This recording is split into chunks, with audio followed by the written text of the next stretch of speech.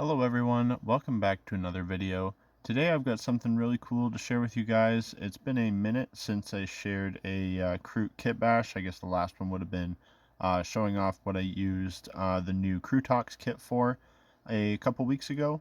And for us on the channel, that is just far too long to go without talking about Kroot.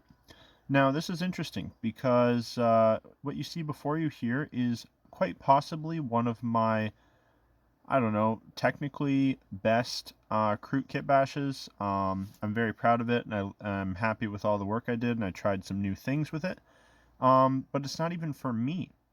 So for anybody that hasn't been following along on my Patreon, which I assume is most of you, um, I am doing a little collaboration, I guess you would call it, with another YouTuber, fellow Canadian YouTuber, who I met up with last year named Modern Synthesist. So he is one of, in my opinion, the best Tyranids kit bashers, but he also has a really cool little army of Tyranid hunting Kroot, who almost exclusively use Tyranid bones as both armor and weapons to then go and hunt more Tyranids. And they're very, very cool. I highly recommend you go check those out on Instagram. You'll have to scroll back quite a ways because he's been mostly just doing Tyranids for a while. So I came up with this idea. I think it must have been maybe I saw him doing another collaboration with somebody else, and I was like, hey, we both like Kroot, we both like Tyranids, we both have both of those armies. What if I do my best to make a Kroot Tyranid hunter for your army in the process of hunting a Tyranid, and then you do something similar for my Tyranid army, so make a cool little Tyranid hunting a Kroot in some way. And he said, yeah, I think that's awesome. He said he's probably busy until I think it was like he said like mid-November or whatever. Um, and me, of course, getting excited about a new project, I said, yeah, sure. And then immediately started working on it. So I am done way ahead of schedule, and I just couldn't wait to share with you guys.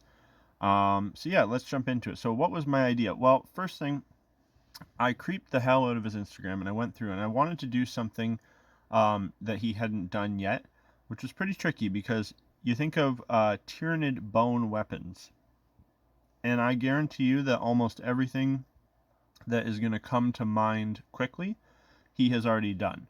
As I said, he's a very, very good kit basher. He made lots of like Kroot Tyranid bone swords or daggers or knives, axes. He made guys that have like crossbows where the bow and the arrows are made of Tyranid bones. He had guys using Tyranid guns. One even as like a flamer made out of a Tyranid head with like a acid sac or whatever. Very, very creative stuff. One thing I didn't see was a freaking like World of Warcraft Monster Hunter level like giant ass weapon, specifically like a mace or a flail or something like that. And so I was like, all right, that's one like weapon type he hasn't got covered yet. That's what I'm gonna do. So before I jump into exactly how this guy was made and where all the bits are from, I'm just going to do a quick little size comparison as I always do, with just some normal Kroot and stuff, because I think you'll be surprised at just how big this guy is. Okay, so maybe because of the pose, he doesn't quite look that much bigger.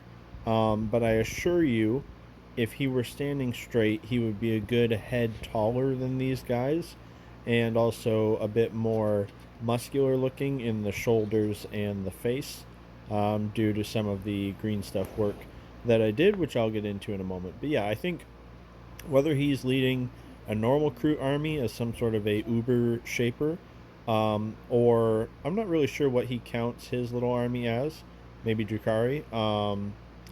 But yeah, I think it will stand out good on the battlefield amongst other Kroot. Now, as I always say, when you're going into a kit bash such as this, it never hurts to plan too much.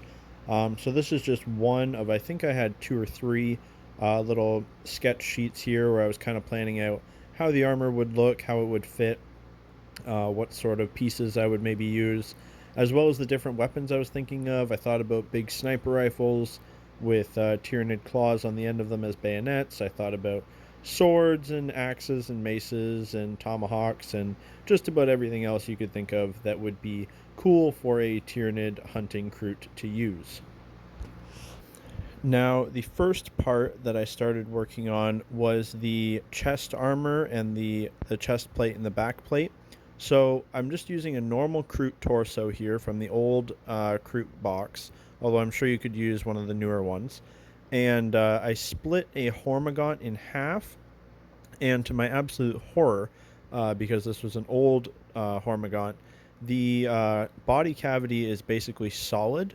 So a good like hour of scraping and filing and drilling later, I finally had those that back and chest piece hollowed out enough that they fit easily around the Kroot torso, without sticking out too far or without having to chop away a whole bunch of the Kroot torso instead.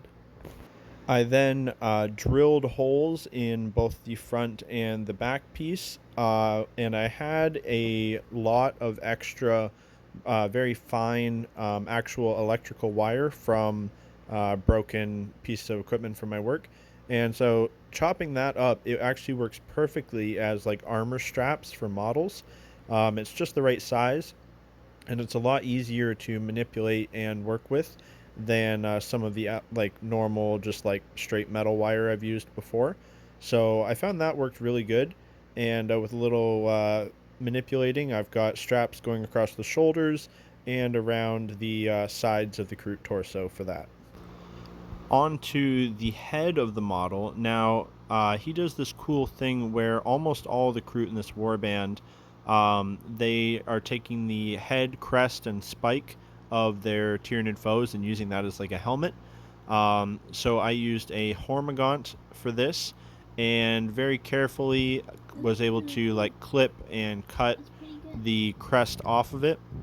But what I did is I actually left part of the skull on as well. So I knew on the one side I wanted to give him a bionic eye, and then so on the other I left the front portion of the top jaw. So I've got some of those teeth in there, and then cut around where the eye would be looking out of. And with a lot of like scraping and fiddling around, a little bit of the top of the Kroot head as well, that fit on pretty well as like kind of a half mask, and then had room to build the bionic eye on the side of it just out of green stuff.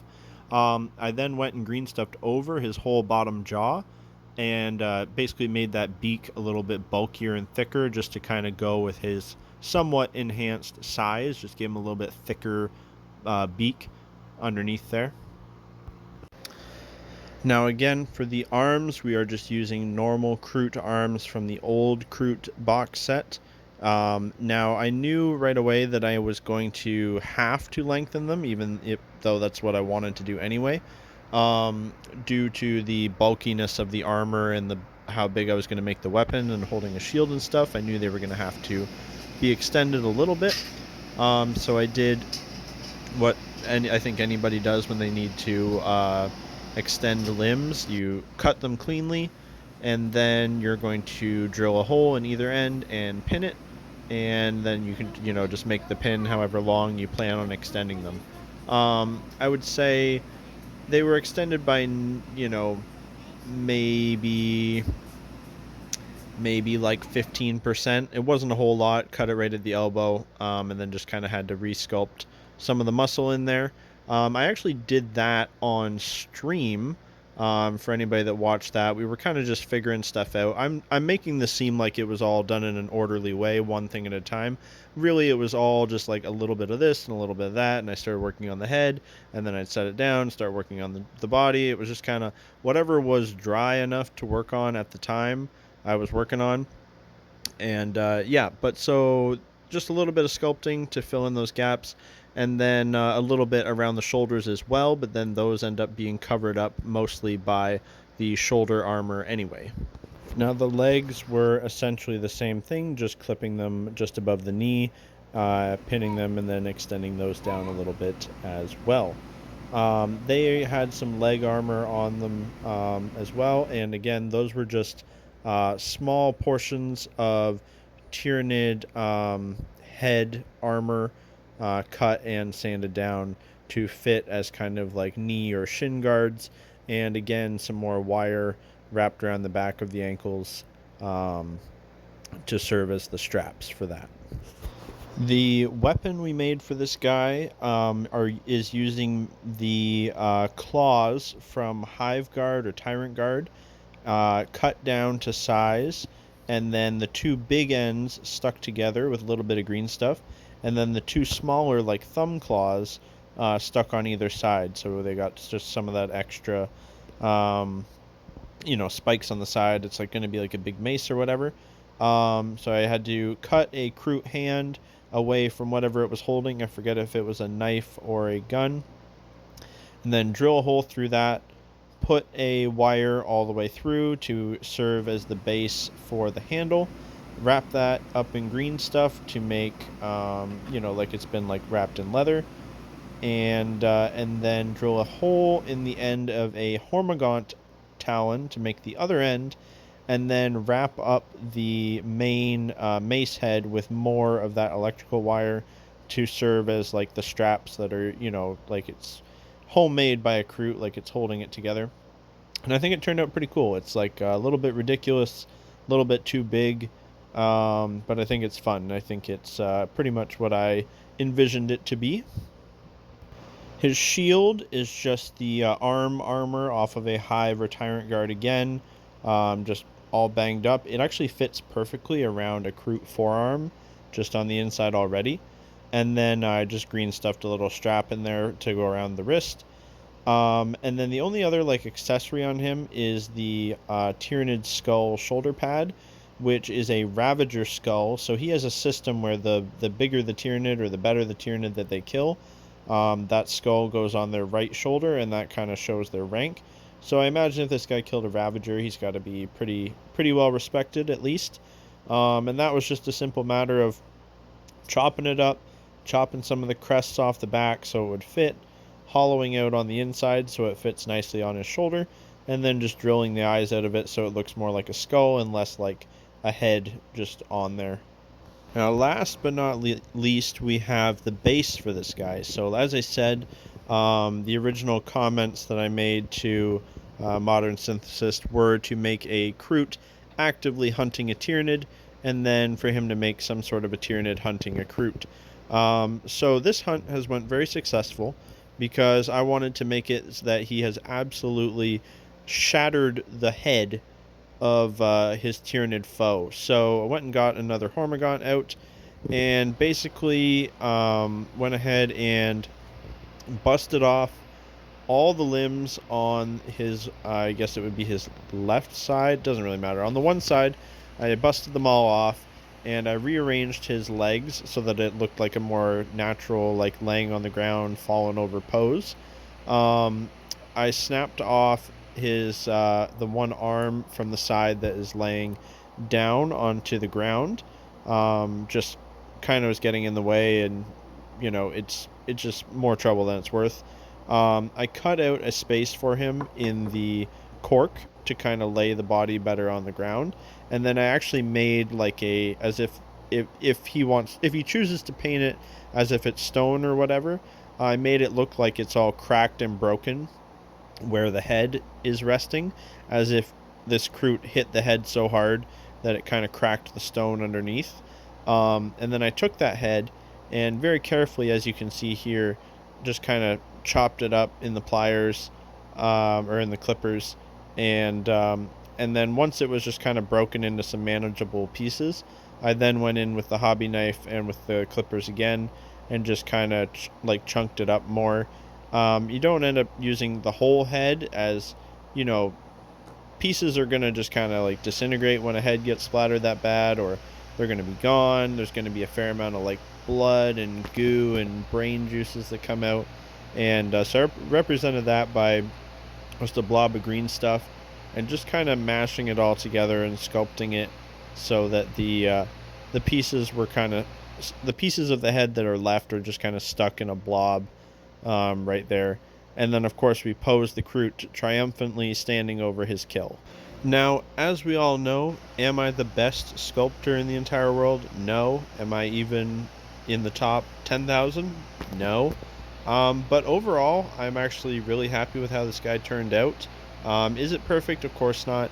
But I think the silhouette is really cool, and I think, especially painted up, I think it's going to be a really nice model on the battlefield. Hopefully he likes it. I haven't heard from him yet, but hopefully that goes well. And either way, it was a ton of fun to build, and I really enjoyed it. As always, guys, don't forget to check out the channel sponsor, Lord of Skulls. He's always giving away very cool stuff and has got you covered for all things both World Eaters and Chaos Space Marines in general. I'll look forward to another video very soon, and I'll catch you guys in the next one. Bye for now.